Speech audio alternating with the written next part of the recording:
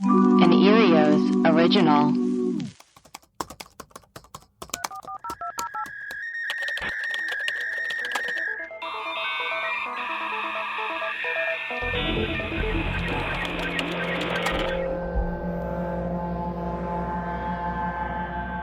Hello, and welcome to Web Crawlers, the podcast where we do a deep dive into some of our favorite unsolved mysteries. Each week, we will introduce our topic, lay out our research and findings, reveal some conspiracy theories, and conclude with our own hypothesis. Who knows, we might even solve a case. I am Allie Siegel. I am Melissa Stettin. And I'm producer Maria. Web Crawlers has a Patreon, and it has been popping off lately. Melissa and I, we have one new episode up, and Melissa, what are you doing, Maria? Are you and Melissa chatting privately in a chat? No. Why would you say that? I don't believe you. Are you talking shit about me privately in a chat? I hear Maria typing. Immediately my head goes to, in the Zoom chat room, Melissa and Maria are privately talking shit. No, what I got was a text from Craig in the other room, and his text just said, "Holy shit." So unless you want me to just sit on that and just go, okay, you gotta.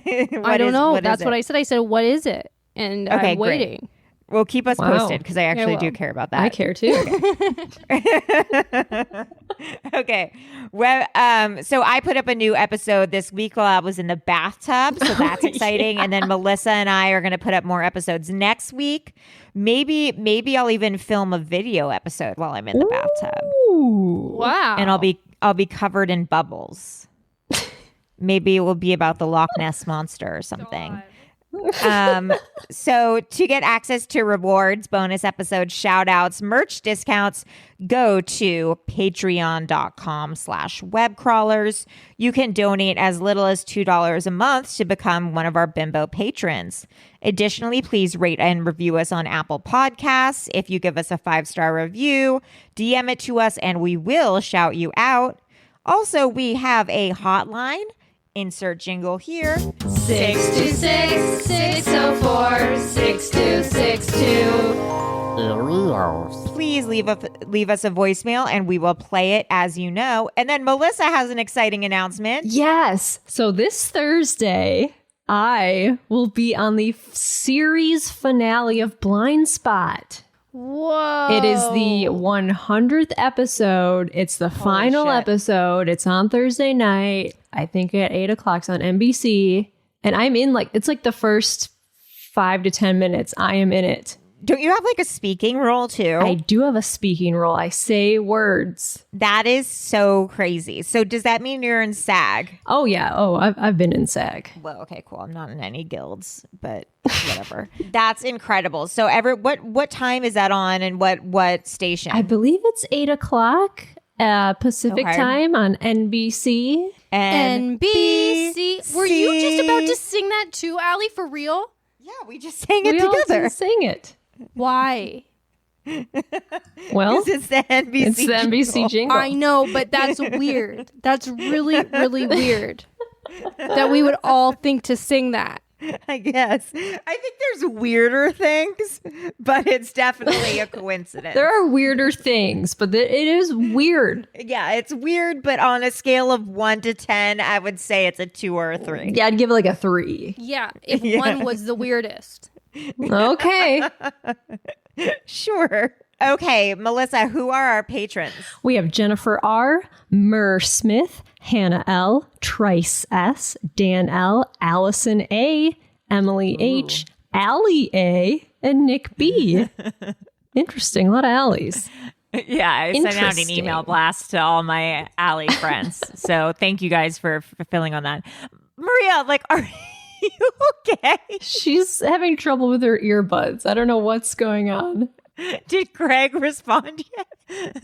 My earbuzz isn't working, and so I took it out. And then I looked at the screen and I saw my face, and it was just my face was so shocked. And then I looked at Allie and she was laughing, and then I started laughing. But I'm trying to get it to work. All right. Well, we'll just keep going instead of just waiting. You can chime in if you want. Yeah. Chime in when you feel ready. Okay.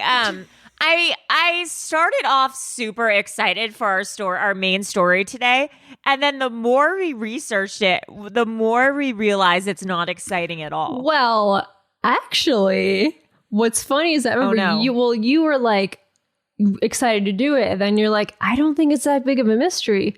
But then the more I looked into it, at first I was like, this isn't a mystery. But then I was like, oh no, I think it is a mystery. Like, it gets. I've been reading some stuff where I'm like, oh, maybe it wasn't just. I don't know. We have opposite reactions. I don't know. How interesting. Okay, well, this is Melissa, why we do podcasts. This is why we do podcasts. We're the yin and yang. Okay, so what is our main story for today? So our main story. In 1587, John White led a group of 118 colonists to the first English settlement on Roanoke Island, which is off the coast of North Carolina. Maria's gone now. She went to walk into the pool. Ocean. In the ocean, wherever she is. But when the colony's leader, John White, made a trip back to England to get supplies, he returned to Roanoke to find that all the settlers had vanished. Uh-oh. They left behind only a single clue, the word Croatoan, carved into a post. The colonists were never seen again, and historians and archaeologists have been trying to figure out what happened to these initial settlers ever since. Where did they disappear to? Is it even a mystery at all? I added that. Let's get into it. Oh, and instead of playing the normal, news music we play this week, we got a new song from Nick Bowen, and I'm gonna play it right now. Let's do it. See if you guys like it.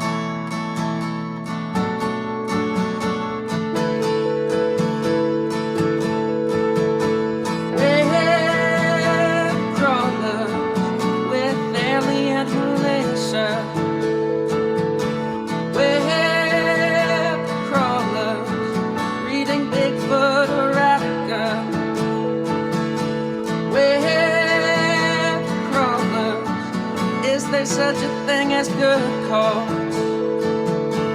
Web crawlers doesn't look like it at all. Web crawlers, Satanism and UFOs. Web crawlers, sleep paralysis, they'll let you know. From where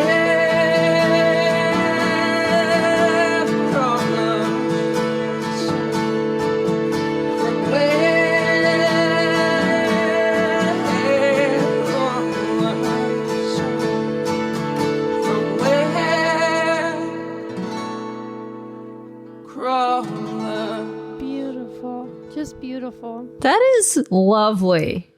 You have a voice of an angel, Nick. He made a big one song too, right? Yeah. The vibrato. He really does have a gorgeous voice. Might just use that from now on. It's a great song. Yeah, let's do it. Let's do it. Crawlers. NBC. Okay. Back to Roanoke. In the year 1500, Sir Walter Raleigh made a deal with Queen Elizabeth to establish an English colony in North America. And so they agreed that whatever they found, like the land, the resources, whatever, would be shared between him and the crown. So Walter didn't travel himself because the journey across the ocean was really intense and treacherous and it took forever. And there were actually 3 different groups of colonists that traveled to America during this time. So the first group arrived in 1584, and they were just a bunch of explorers coming to check things out. They didn't want to stay or settle. They just wanted to establish a map so they could bring it back to the English settlers for future use. And they found this small island, which they called Roanoke, which is where the Outer Banks are in North Carolina. If you've ever been to North Carolina, it's lovely. No.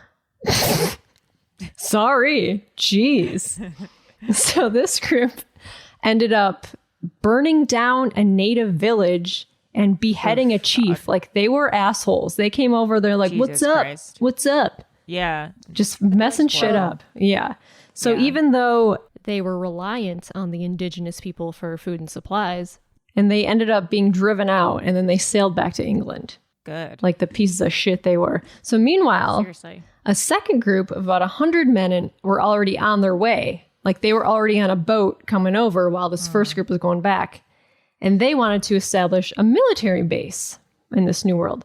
But they had no idea that the first group had caused all these tensions. And they were like total like assholes. So when they show up, they're like, What's up, guys? And the indigenous people were like, oh, hell no, not you motherfuckers again. And the second group was also not respectful at all. So the indigenous people Drove them out as well after only 10 months of them being there. Yeah. And then the third group arrives. Okay. So in August 1587, a group of 118 English colonists arrived on Roanoke Island. And it was 90 men with 17 women and 11 children. And they were led by John White. Not a great ratio. Oh, no. So they tried to reconcile with the indigenous people. and they managed to repair this relationship with one nearby tribe. But every other tribe was not down for their bullshit again. But this one tribe was like, okay, yeah, we forgive you. Let's like work together. So their leader, John White, he traveled back across the ocean to England to discuss things with Walter Raleigh and to get some advice on how to like mend the relationship, With the indigenous people and how to... patch things up, and he needed more supplies. So he traveled back to England. He told his people, he's like, I'm going to be gone for like a little bit of time, like a few months. I'm going to go get supplies, go talk to some people, and I'll be back. And if anything crazy happens to them, they should leave symbols and trees for John so he could figure out where they went or what happened, like if an emergency happened. And he specifically said to carve the Maltese cross into a tree if they were in trouble. And the Maltese cross is like, It's a Maltese dog being crucified like Jesus. no, it's a little cross with the V's. Yeah. Anyway, so they're supposed to carve that into a tree if They like look anything like crazy happened. arrowheads. Yeah, arrowheads pointing. Yeah. Like four Yeah. arrowheads pointing together. Okay, so then John sails back to England. But when he got there, a huge naval war broke out between England and Spain, and Queen Elizabeth called on every available ship to fight the Spanish Armada, so John was stuck in England for 3 years. But then eventually John returns to Roanoke. So when he finally returns, where he had left the settlers, including his wife, daughter, and his infant granddaughter, Virginia Dare, fun fact, she was the first English child born in the Americas. Yeah. Everyone was gone. All of the houses had been taken down. The cannons and the boats were gone. And there was no trace of the colony. No bodies, no skeletons, nothing. But there were some small clues as to what had happened. There was a fort built around the colony made up of wooden panels, and it looked like they were made in a hurry, possibly for quick emergency protection or something. In one of the wooden posts on the fort, the word Croatoan was carved into it, and crow was carved into a tree. Before he had left 3 years prior, John had buried some chests that he put maps and stuff inside. He dug them up, but they were all torn apart. So where did everyone go? Dun, dun, dun. Dun, dun, dun. There are a lot of different opinions about what had happened. It seems as if they were all moved to a different area and not forced out aggressively. But the last-minute fort that was built around the colony is a little suspicious. Perhaps they were under attack, but also the Maltese cross was never carved into a tree. Okay, so I remember when I was little, like when I learned about this, the fact that the word Croatoan was carved into a tree was like really mysterious. And everyone was like, what is that? I remember when I learned that, everyone thought it was like so weird. And I think even in American Horror Story, they did a season called Roanoke. And everyone was like, what does a Croatoan mean? Like, what does that word mean? But there were the Croatoan Indians on an island right near Roanoke. Yeah, it's an Indian tribe. I feel like I didn't learn that growing up, and that's like not popular knowledge Weird. for some reason. Yeah, or at least I didn't know that growing up, which is also it's possible it's just me. It's entirely possible. Okay, so it was carved into the wooden post. It was the name of an island about 35 miles south of Roanoke that was home to a tribe of the same name. It's now called Hatteras Island. The Croatoans were actually friendly with the English colonists. So perhaps when they ran out of food and supplies, the Croatoans invited them to their island and they lived happily ever after. You'd think that John White would go there to see if his family was there, but he never did. There were issues with weather and his boat lost an anchor, and the path to the other island was full of barriers. So it was extremely dangerous to sail there because your ship could run into a piece of land hidden under the water and would capsize. So John just sailed back to England. There were other expeditions to check out this Croatoan island, but they were apparently unsuccessful, or people said they were going to check out the island and used it as a cover-up to pirate other ships or goods. So when I was looking more and more into this, I was like, okay, so they had been dropped off at the island. They eventually were running out of supplies and stuff. Mm-hmm. John White was going to go back to England to get supplies, but he was stuck there 3 years. Yeah. Eventually, they're not sure what to do. Some of them probably died off. Yeah. And then maybe some of them took a boat to try to get back and maybe didn't make it. And then other ones, like the Croatoan Indians, probably came over and they're like, hey, if you want to assimilate with our tribe or come live with our tribe, we'd be more than happy to have you if you want to live peacefully together. And my guess is that's probably what happened. And that's why the word Croatoan was carved into the tree. Yeah. Also, maybe what happened was the settlers were like, we're going to go over to the Croatoan island and maybe try to take it over, perhaps. And they tried to go over there and maybe died on their way over there.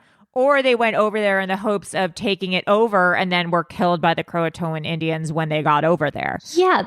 The thing that I found weird is that John never went to this island. And I guess it makes sense. Yeah. He couldn't because his boat wasn't able to. And like, I guess if he tried to go there, there's too many obstacles in the way. Like, you don't know like where like all the land is. You could just crash right into it. Your boat would sink. So like, but it was only 35 miles south. Yeah, but there's also no like GPS or cell phone. Like it's hard to get. Like you think like 35 miles south, but like you have a compass and like you don't know where the shit you're going. Yeah, and his anchor was broken on his ship or something. It feels different.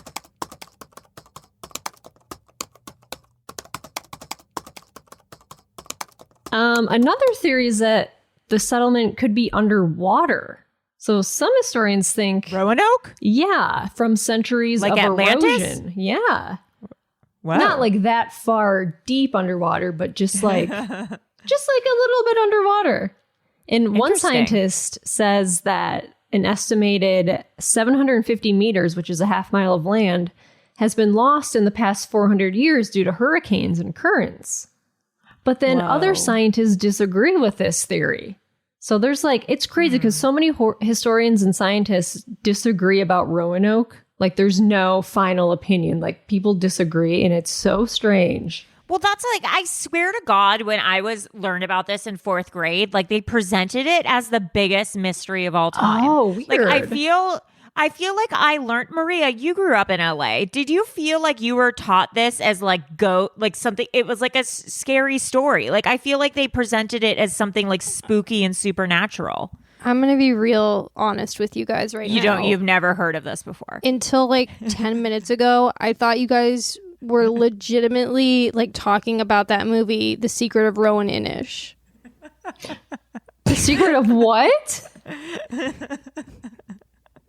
That movie, The Secret of Rowan Inish. My grandma loved that movie when it came out. What is that? That's what I thought girl this was. Turns into a seal. The Secret of Rowan Inish, 1994 independent film of Irish magical realism. Okay, I thought that's what this was. That's Maria and I, my favorite genre of film, Irish realism. Seals that can shed their skins to become human? Yeah, Allie usually has a crush on them.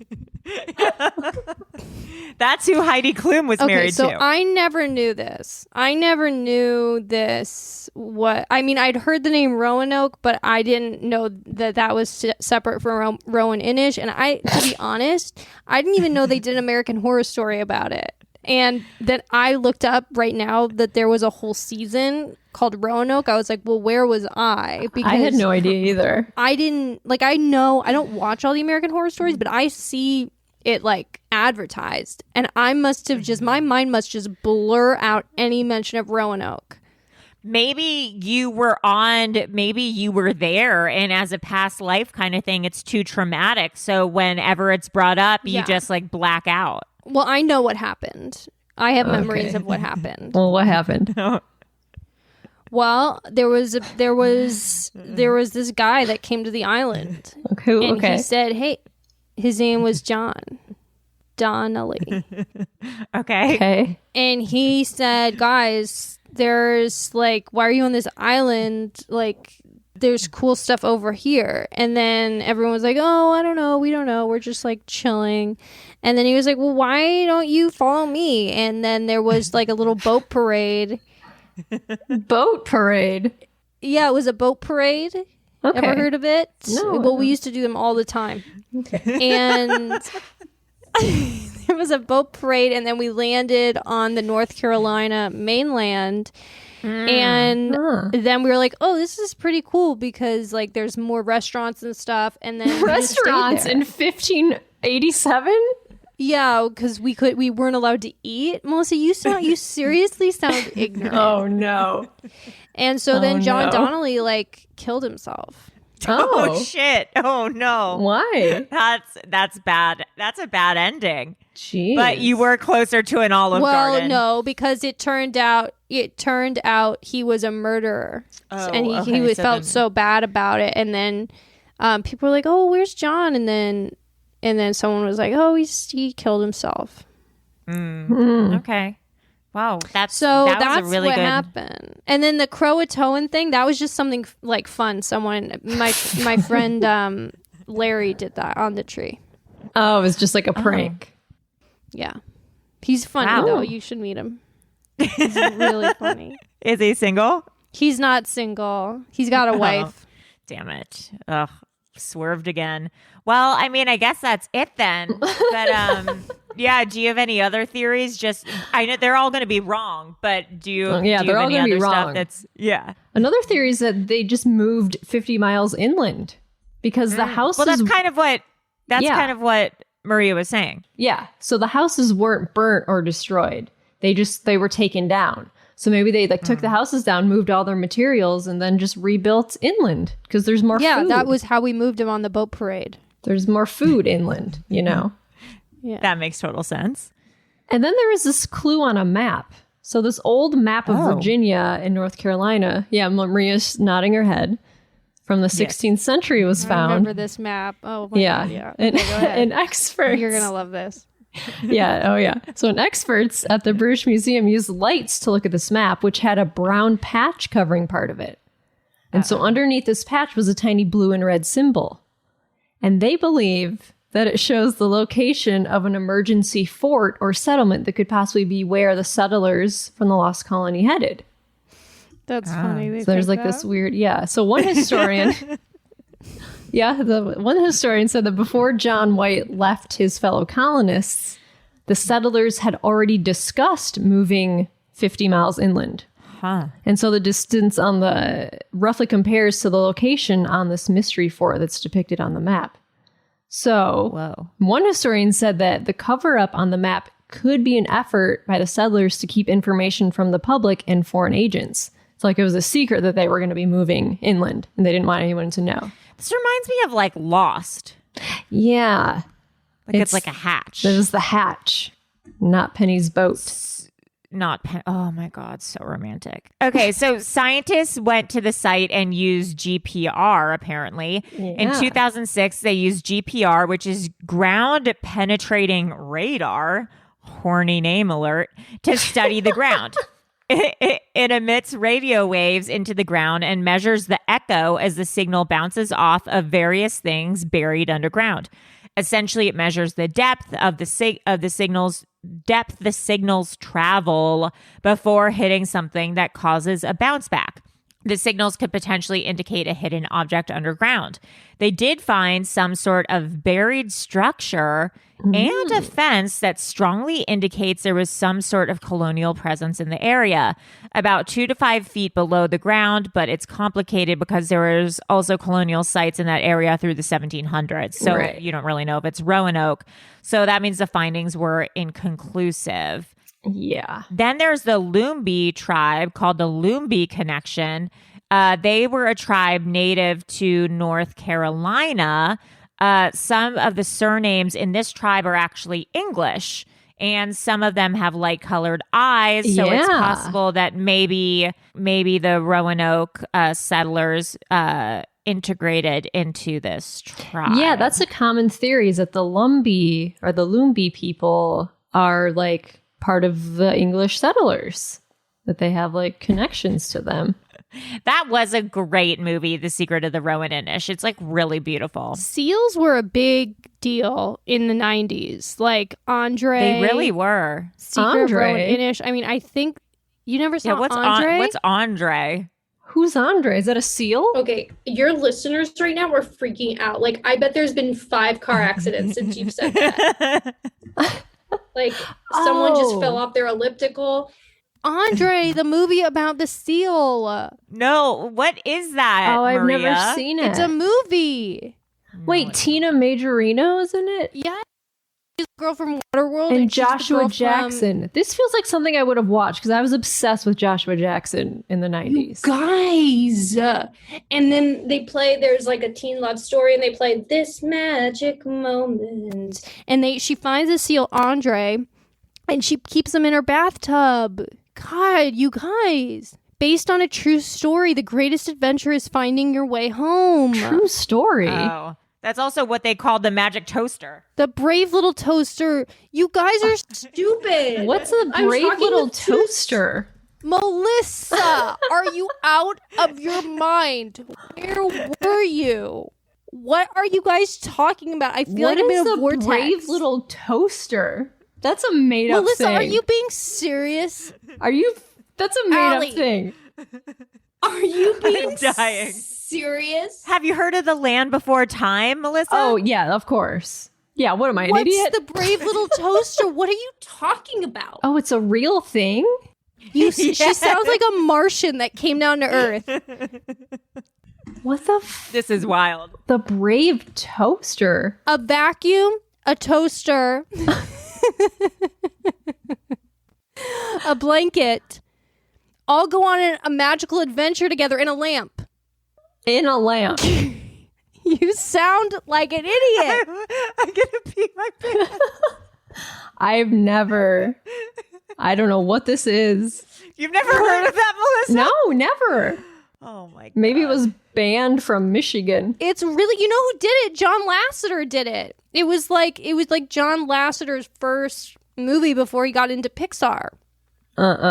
I don't know. Well, yeah, I bet Martin's seen it. I bet Martin Probably. it drove Martin to want to be a creative.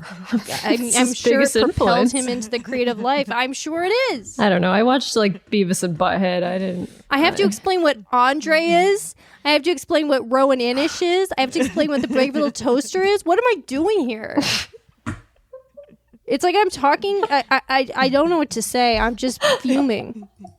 You really are fuming. Oh boy. Well, that's going to be a soundbite. The next theory is that disease killed some of them. New World microbes. Yeah. It's just some New World microbes. John White maybe mislabeled his map, and when he returned to the colony, it was actually the wrong place. Yeah. That would have been embarrassing. How embarrassing. Embarrassing for John White. John White mislabeled his map on purpose as a counterintelligence tactic, and the colony was never located there in the first place. That's possible. Maybe the colony never existed at all. Yeah. That's I don't know. Aliens. They were abducted by aliens. Yeah. Which is like, honestly, though, I feel like that's what I was taught in elementary school.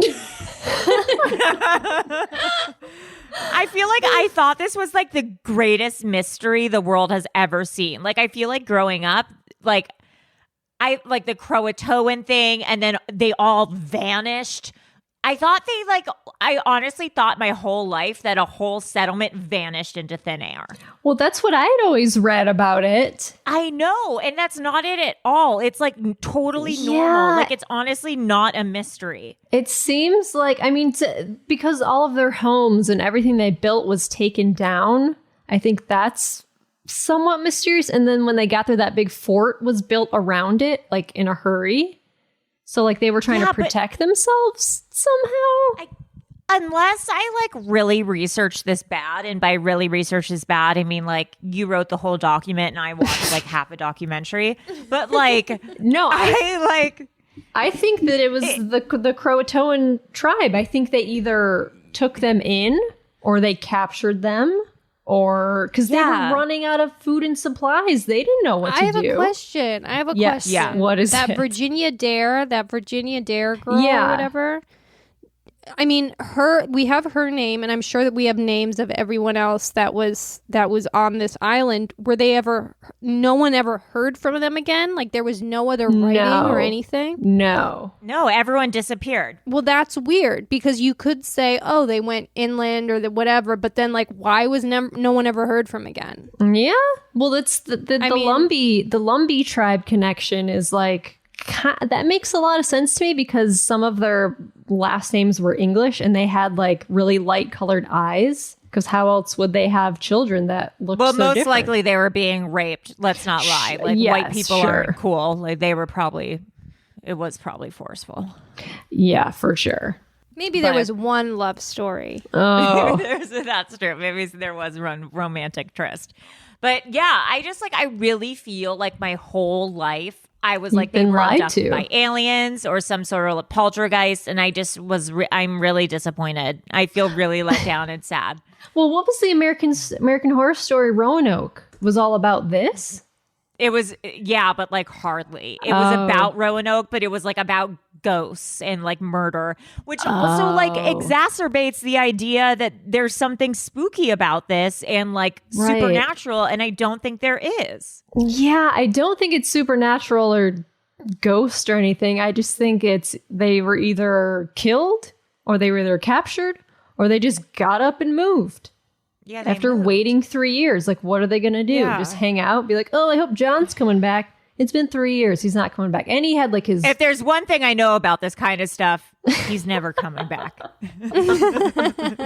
Yeah, like he had a wife, he had a daughter, he had a granddaughter. So they're not going to be like, oh, John's coming back. Like, Daddy's gone to the store to get cigarettes and he is not coming back. Yeah, that's so true. He's not coming back. Daddy's gone. Daddy's gone. You know? Mommy's getting horny. But you know what they always say? No matter how thin the pancake, there's always two sides. Okay, so if you have any ideas of what happened here, like if you think it was mysterious or it was aliens, or if you know what happened, or if you were there with Maria during this time. Yeah. Like we had a good time, like with John Donnelly. I bet. And John Donnelly. And Larry. Larry, oh my God, Larry was so funny. You guys, I hope, like, I wish you guys could have met Larry. He was always carving stuff into trees. He was so funny.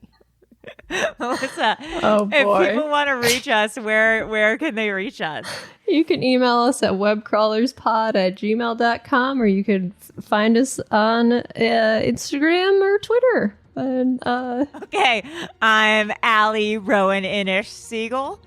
I'm Melissa the Brave Toaster Stetton.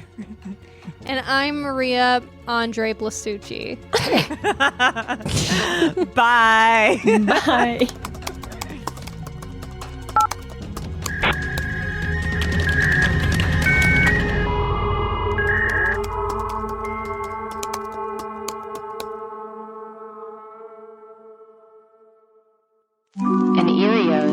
original. Powered by Acast.